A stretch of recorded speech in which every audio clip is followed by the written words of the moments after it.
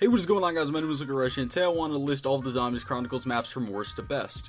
So to keep this video to a reasonable length, what I want to do is I want to have 30 to 45 second explanations for each of the maps. I just kind of want to gloss over them and say what my opinion is on them, and not go way too in depth. I can do that in another video, but for right now I want to keep it to a reasonable length. So starting off with the worst map that I think is in Zombies Chronicles, I have to go with Shinonuma. The reason I'm picking Shinonuma over any other maps is because it doesn't play right anymore. The purpose of the World of War maps was basically just to run around and play and kill zombies and get through rounds, but that doesn't really work on Shinonuma with the Black Ops 3 mechanics. All of the old training spots really don't work anymore, and we haven't found an effective one to really get to high rounds, and because of the fact that the zombies don't actually go inside of each other and they have to be spread out and their hitboxes are individual, so you can't train like you did in World of War and Black Ops 1, it doesn't actually play right anymore and you can't go to high rounds really. And as with most of the World of War maps, there isn't actually an Easter egg, so there's not much to do other than go for high rounds in these maps, so you're kind of limited as to what you can do, especially with no Pack-a-Punch. For our second worst map in Zombies Chronicles, I'm going to have to put Nocturne Toad, sadly. Now again, Nocturne Toad is kind of like Shinonuma, where it was built for its time and it was built for the mechanics that were actually in the game at the time. But now that these maps have Black Ops 3 mechanics, it just really doesn't fit, and because there is no Easter egg, it just doesn't feel right. And with the implementation of Gobblegums, I will actually agree with people on this one and say it does make the map way different and it doesn't feel like the original. And with the ability to get all of the perks on the map, it really does take a challenge out of Nocturne Toad, and that was so good for it back in the day. Now for our third worst map, I'm going to begrudgingly have to say it's Origins. Now before you turn on your caps lock and you start to type an angry comment, hear me out on this one. The reason I'm saying Origins is bad right now is because it's extremely glitchy. As of the time of recording this, Chronicles has been out for about 3 weeks on the PS4, and Treyarch still hasn't fixed any of the really bad glitches. The robots are still super glitchy, and the panzers can still drag you below the map.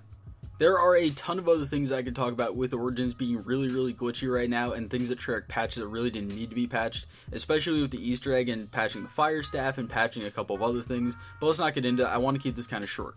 So now we're getting into our very mid-range maps where they're not great, they're not terrible, there wasn't a whole lot improved, and they didn't break a bunch of stuff, and right in this spot I'm going to have to put Shangri-La and I'm going to have to put Verrückt. It's kind of a dual spot.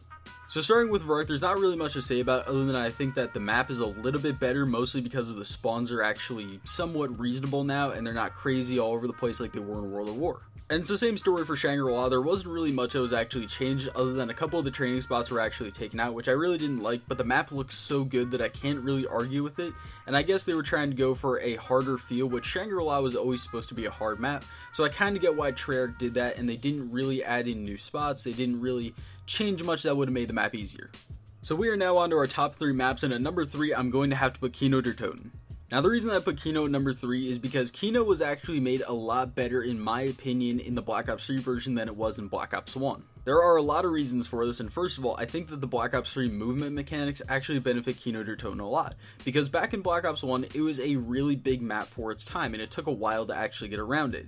But with the Black Ops 3 movement where you can actually slide and you can chain that and you can get around maps really quickly, I think that it makes the map feel a little bit smaller and it'll be a really good size. The other part of it is that there are a lot more viable actually training spots than there were in Black Ops 1. Back in Black Ops 1 you really only had the stage and you had the fire trap. Now there's like 5 or 6 actual spots where you can train and viably get to high rounds. There's also the fact that the Nova Crawlers aren't nearly as annoying as they were in Black Ops 1. The fog that they actually emit really isn't annoying whatsoever, it just kind of blinds you a little bit, but not nearly as bad as it did in Black Ops 1. So for our number 2 spot we have Ascension. Now this could just be me, but I've always loved Ascension, and it's so great to see that Treyarch actually did it justice and they made it really playable and they made it look really good for Black Ops 3. There are just so many small things that Treyarch did right with this. The map feels great, it looks great, and it plays great, especially with the Black Ops 3 zombies, which was something that Treyarch had a really hard time doing when implementing these older maps into Zombies Chronicles, and I think they did it really well with Ascension. Especially with spawn rates, because in the original Ascension, spawn rates were a massive problem in getting to high rounds for Ascension, and that made the map feel really slow. But now that the spawns are actually sped up, it makes the map feel more hectic, and it makes it actually faster to go for high rounds. There was also the problem of the map looking really bland, but now in Black Ops 3 it looks really cool and really vibrant, and I love the look of it. And now for our number 1 spot, there's only one map left, and it's Moon. Okay, so full disclosure, Moon is probably one of my favorite maps of all time in Black Ops 1, and now with Black Ops 3, it is probably one of the best maps ever made in zombies. To start off with, No Man's Land is actually playable now for casual players who weren't necessarily able to get a lot of kills in No Man's Land and get a lot of points, pack-a-punch, whatever it is, before they went to the moon in Black Ops 1.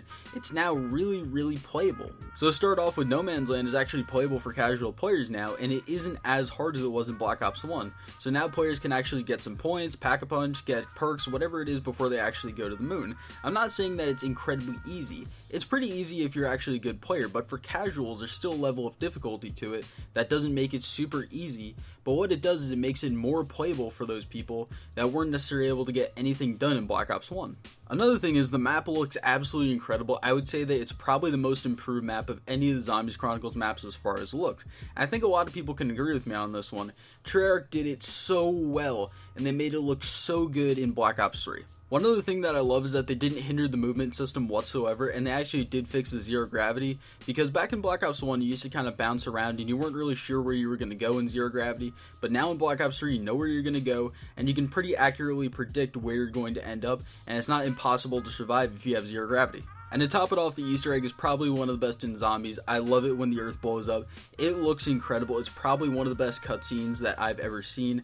I love it, and I love Moon as a map. It's probably my favorite map in Zombies Chronicles. But this is just my opinion. Tell me what you guys think in the comment section down below. Do you agree with me? Do you not agree with me? Whatever it is, I would love to hear it. And while you're down there, if you could leave a like, I'd really appreciate that. It does help me out a lot. Also, subscribe if you guys are new around here and you did enjoy the video. Turn on notifications because I love you very much. And speaking of that, anyway, I love you guys. I'll see you in the next video. Peace.